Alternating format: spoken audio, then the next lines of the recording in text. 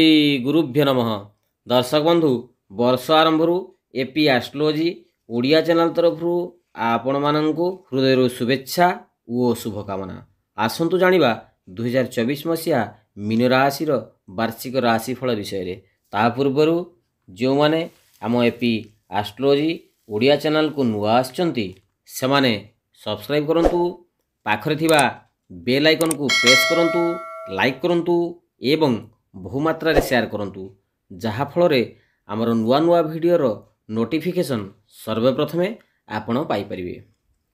2024 वर्ष मीन राशि व्यक्ति मानक जीवन रे विभिन्न दिगरे परिवर्तन तथा मध्यम धरण फलाफलर सूचना। वर्ष जाक आर्थिक, व्यक्तिगत एवं संपर्क दिग को एक गुरुत्वपूर्ण परिवर्तन आनिबो। बृहस्पति द्वितीय घरु एप्रिल 30 पर्यंत गमनागमन फल आर्थिक दृष्टि मध्यम हेबो। हठात खर्च होइथिले मध्य धन एवं आय प्रवाहित हेबो। कार्य रे आशा सकारात्मक हेबो। विचाराधीन कार्यगुड़िक क्षेत्र रे शेषरे समाधान हेबो। वृत्तिगत माने कार्य रे सम्मान एवं स्वीकृति पाइबे। मई 2024 ठारू बृहस्पति द्वितीय घर को गमन कला बेले आर्थिक अवस्था आहुरी दृढ़ हेबो बोली जानिबे। कर्मचारी एवं व्यावसायिक मालिक माने फलप्रद लाभ पाइबे। विशेषकरी व्यवसायी माने व्यवसाय कारोबार रे भ्रमण सुजोग एवं धार्मिक प्रवृत्ति रे सकारात्मक हेबे।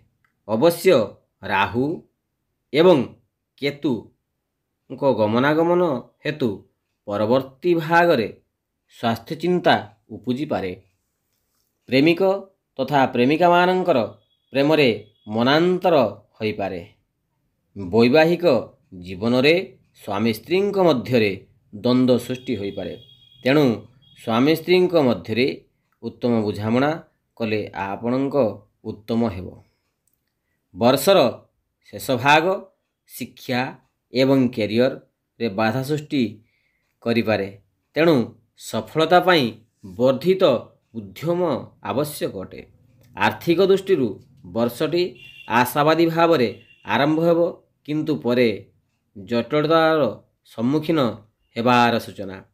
तेणु खर्च पुंजी निवेश क्षेत्र रे सतर्क होई चलिले आपणकर मंगल हेबो।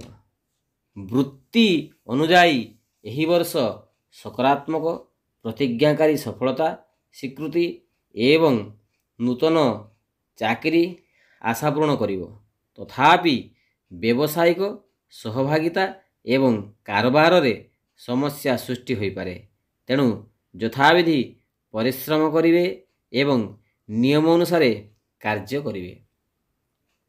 ज्ञान योग व्यायाम एवं स्वास्थ्यर नियमित जांच करने सहित एक सुंदर जीवनशैली बजाय रखिबा एकांत आवश्यक अटे।